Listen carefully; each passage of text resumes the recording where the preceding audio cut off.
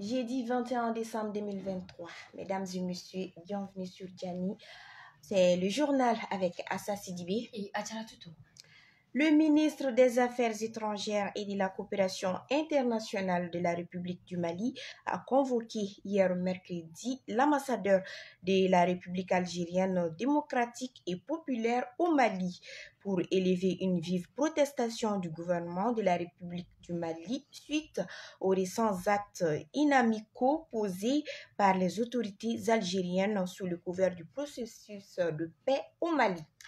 Les chefs d'état-major général des armées du Mali, le général Oumar Diarra, a exprimé son indignation face à l'enlèvement de plusieurs membres des forces armées maliennes FAMA lors de l'attaque perpétrée contre la localité de Farabougou, située dans la région de Ségou, à seulement 34 km de la ville de Nyono. Le général Oumar Diarra a tenu à rassurer l'opinion nationale et internationale en affirmant que toutes les ressources nécessaires seront mobilisées pour garantir la libération rapide et sans condition de nos otages. Le Conseil d'État chinois a déclaré le 6 décembre 2023 par voie de communiqué que à partir du 25 décembre, 98% des produits taxables en provenance de l'Angola, de la Gambie, de la République démocratique du Congo, de Madagascar, du Mali et de la Mauritanie seront exemptés de droits de douane à l'entrée en Chine. Pour des économistes, la portée de cette mesure sera très limitée pour l'économie malienne, d'autant plus que notre pays exporte peu vers la Chine et dans la plupart des cas, ces exportations sont à l'actif des entreprises chinoises.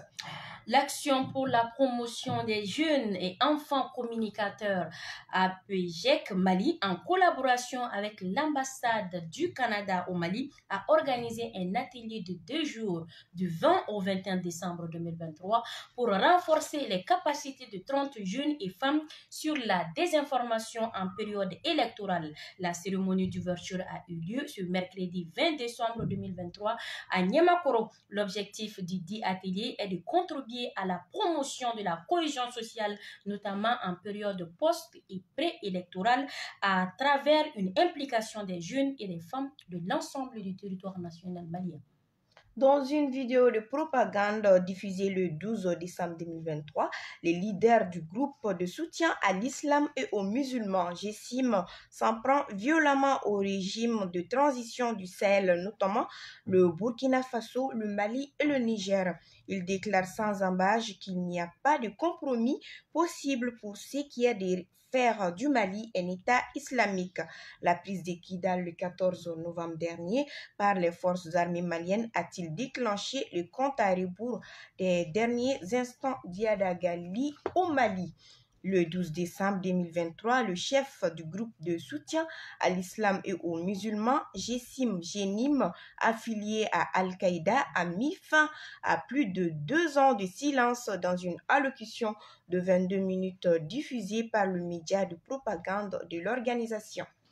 La gendarmerie nationale, en partenariat avec la DECAF, a organisé le mardi 19 décembre 2023 dans la cour de sa compagnie territoriale Rive Gauche, droite je voulais dire, 6 à Garantibougou, une journée porte ouverte. L'activité présidée par le commandant de la gendarmerie numéro 1 de Bamako, le colonel Youssouf Otto Diallo, s'inscrivait dans le cadre des 16 jours d'activisme contre la violence basée sur le genre. L'objectif de cette journée porte ouverte était de créer un cadre d'échange entre les populations du Garantibougou et Kalabankoro, mais aussi de les informer sur les différentes prestations des unités territoriales de la compagnie de la rive droite. Shuala Bayaya Aïdara a été transféré de la maison centrale d'arrêt de Bamako, MCA, à la prison de Djouila en attendant son jugement fixé au 4 mars prochain. Nous partons cette fois-ci hors du Mali. La comparution devant le tribunal antidopage italien prévue le 18 janvier de Paul Pogba, contrôlé positif à la testostérone en août a été renvoyé à une date ultérieure, a indiqué mercredi à l'AFP une source ayant connaissance du dossier. Selon cette source, le tribunal antidopage italien a accédé à la demande des avocats de l'international français et une nouvelle date pour sa comparution n'est pas encore fixée. Depuis décembre, le parquet antidopage italien a requis une suspension de 4 ans contre le champion du monde 2018, conformément au Code mondial antidopage. L'ambassadeur du Mali à Alger, convoqué par le ministre algérien des Affaires étrangères. Nous y reviendrons plus en détail dans nos prochaines éditions.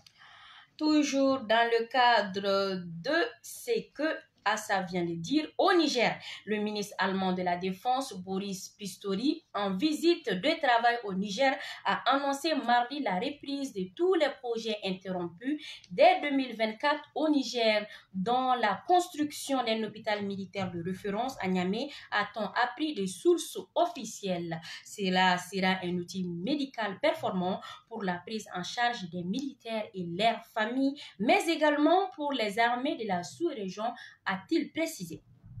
Les derniers soldats français s'apprêtent à quitter définitivement le Niger.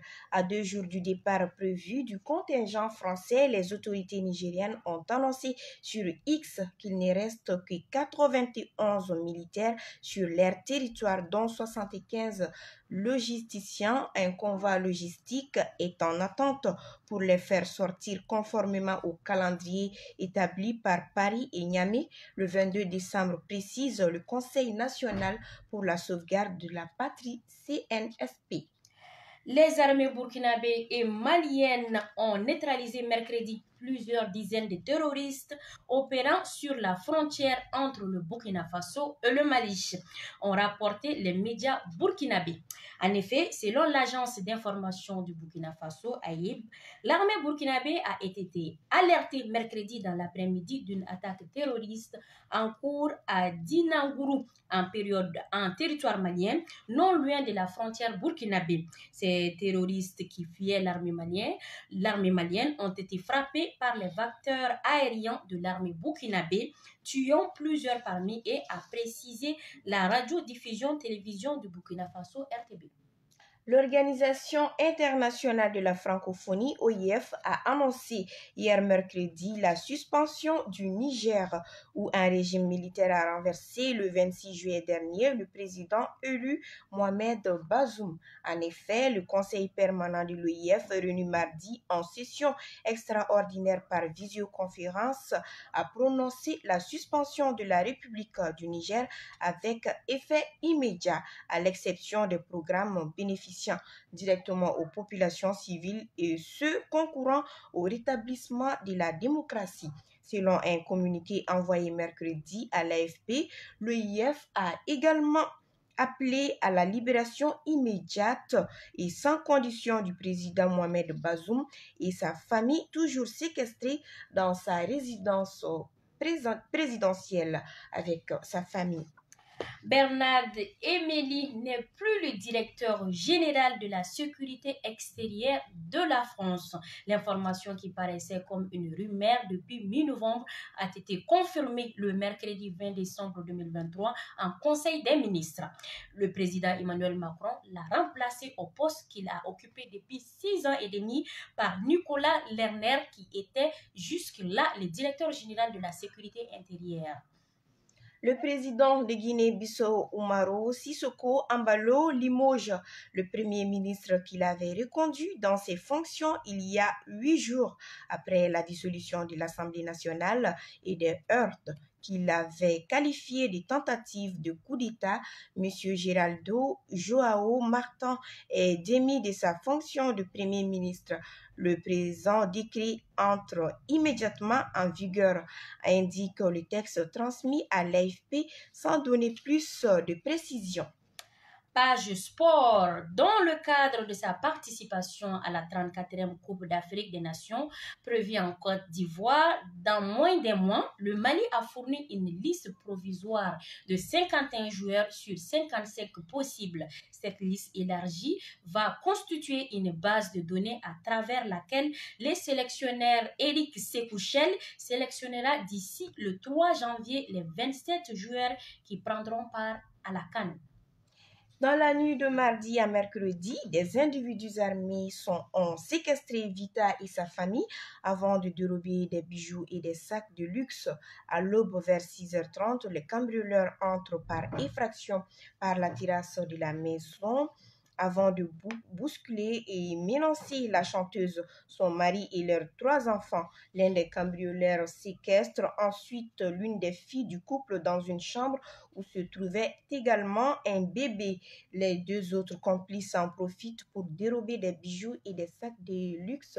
Voilà, Jaratou, à vous pour la suite. Merci à ça. Nous continuons avec notre page annonce Sendwave. L'application de transfert d'argent simple et abordable vous permet maintenant d'envoyer de l'argent au Mali depuis l'Europe, les États-Unis, le Canada et le Royaume-Uni. À la différence de tous les services que vous connaissez déjà, avec Sendwave, tous les transferts vers le Mali sont sans frais d'envoi. C'est bien cela pour vos proches au Mali, il y a de plus simple. Ils reçoivent l'argent directement sur leur compte Orange Money. Aidez vos proches sans payer de frais et envoyez plus par transfert jusqu'à 1,5 million francs CFA par transfert et 10 000 euros par mois pour les comptes vérifiés. Nous recommandons vivement Sendwave à toute la diaspora malienne qui aide le Mali. Profitez en plus de 10 euros offerts pour le premier transfert avec le code promo FERCO. Sendwave est très sécurisé et plus d'1 million de personnes l'utilisent à travers le monde. Alors, n'hésitez plus, Sendwave pour des envois fiables, rapides et sans frais. Voilà, c'est ce qui met un point final à ce journal réalisé par Adjaratou Togo et une présentation en duo de Assassidi B et Adjaratou Maïni Doukere vous a permis de suivre ces directs. Merci de votre fidélité à Djani MLFM. On se donne rendez-vous demain matin à 8h précise. D'ici là, portez-vous bien et n'oubliez pas de suivre l'actualité en Bambara avec Kassim Traoré. À demain et portez-vous bien.